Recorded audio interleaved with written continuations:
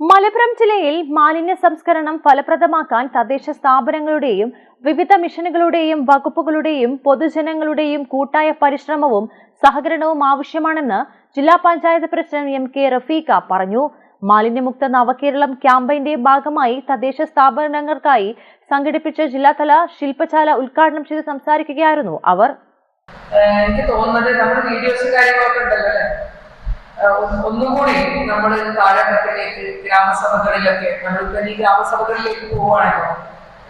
നമ്മളുടെ ഇനിയിപ്പോ ഒരാഴ്ച കൊണ്ട് നമുക്ക് മൾട്ടി ഇയർ പ്രൊജക്റ്റും മറ്റു കാര്യങ്ങളൊക്കെ അന്തിമമാക്കാനുള്ള ജിയോ വന്ന് നമ്മൾ DPC അംഗീകരിച്ച് നമ്മൾ വ്യക്തിഗത ആനുകൂല്യങ്ങൾക്കൊക്കെ വേണ്ടി നമ്മൾ ഗ്രാമസഭയിലേക്ക് പോകുമ്പോൾ നിങ്ങൾ മാലിന്യമുക്ത നവകേരളം എന്ന ഒരു ക്യാമ്പയിൻ അജണ്ടയായിട്ട് പ്രിയപ്പെട്ട ഗ്രാമപഞ്ചായത്ത് മുനിസിപ്പൽ ചെയർമാൻമാരും നിർബന്ധമായി ഒരു അജണ്ടയായി വരിക. മാലിന്യ സംസ്കരണത്തിൽ നിർണായക പങ്ക് വഹിക്കുന്ന ഹരിത കർമ്മസേനയുടെ പ്രവർത്തനം ശക്തിപ്പെടുത്തണം. ഇവർക്ക് മെച്ചപ്പെട്ട സൗകര്യങ്ങളും കൂടുതൽ വരുമാനം ലഭിക്കുന്ന സാഹചര്യവും ഒരുക്കണമെന്നും എം.കെ. റഫീഖ അഭിപ്രായപ്പെട്ടു. മാലിന്യമുക്ത നവകേരളം ക്യാമ്പയിന്റെ 2024-25 വർഷത്തെ ഭാവി പ്രവർത്തനങ്ങൾ ആസൂത്രണം ചെയ്യുന്നതിനായാണ് ശില്പശാല സംഘടിപ്പിച്ചത്.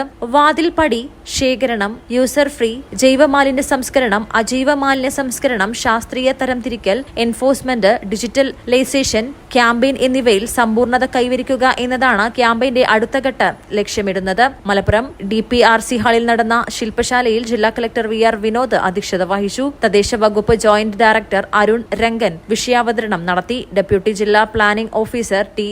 ജ്യോതിമോൾ, തദ്ദേശ വകുപ്പ് ഡെപ്യൂട്ടി ഡയറക്ടർ VK മുരളി, ശുചിത്വ മിഷൻ ജില്ലാ കോർഡിനേറ്റർ A. ആരതി, നവകേരള ജില്ലാ കോർഡിനേറ്റർ TVS ജിതിൻ, മാലിന്യമുക്ത നവകേരളം ക്യാമ്പയിന്റെ ജില്ലാ കോർഡിനേറ്റർ ബീന സണ്ണി, കിലാഫേറ്റർ A. Sreedharan, KSW MP social expert E. Vinod Kumar, തദ്ദേശ വകുപ്പ് assistant director PB Biju, clean Kerala company ജില്ലാ മാനേജർ K. മുജീബ്, കുടുംബശ്രീ ജില്ലാ മാനേജർ അജിത് മാരാർ എന്നിവരും സംസാരിച്ചു. ക്യാമ്പയിന് ജില്ലാ സെക്രട്ടേറിയറ്റിൽ വിദഗ്ധർ ക്ലാസുകളും നയിച്ചു.